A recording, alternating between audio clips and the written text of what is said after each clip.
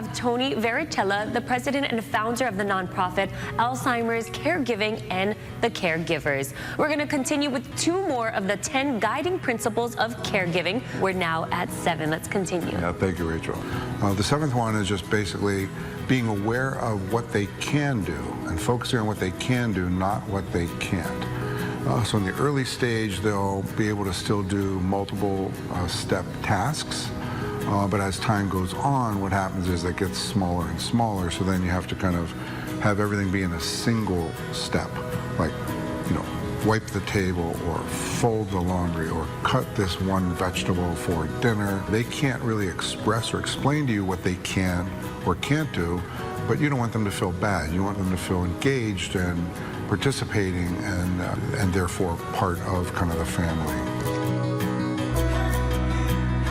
So it's all real positive, it's always reinforcing, and they can sense how you feel, not just from the words you're using, but your facial expressions, the tone of your voice. So all that's really kind of critical. And then number 8. What is number 8? Is to ask, not demand.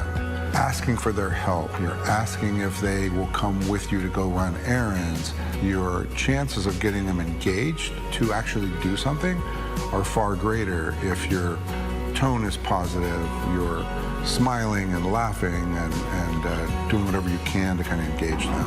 So asking instead of telling, and I think that goes a long way with many situations, sure. Right? Just in normal life, right? In your relationships or anything else. And now let's talk about your message of hope. Part of our intent here is to help caregivers in caregiving for their loved one. And the other part is to help the caregivers take care of themselves.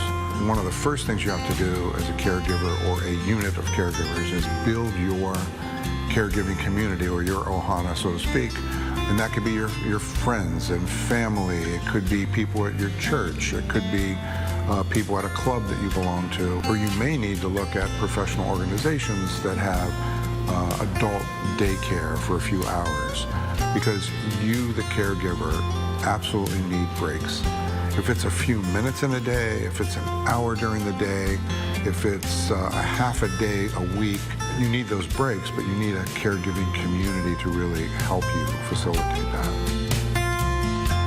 So these resources are all going to be online at our alzcaregiving.org. That's the website.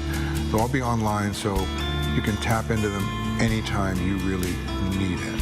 Awesome. Well, thank you so much for sitting down with me today. Of course, and for those of you who are watching and you would like the support of Tony here, go ahead and check them out. We're going to have all of this up on HiNowDaily.com. Mahalo. Aloha. Thank you.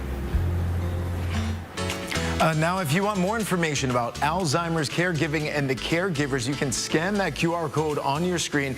It'll take you to the website alzcaregiving.org. Very important information. You're watching Hi Now Daily. We'll be right back.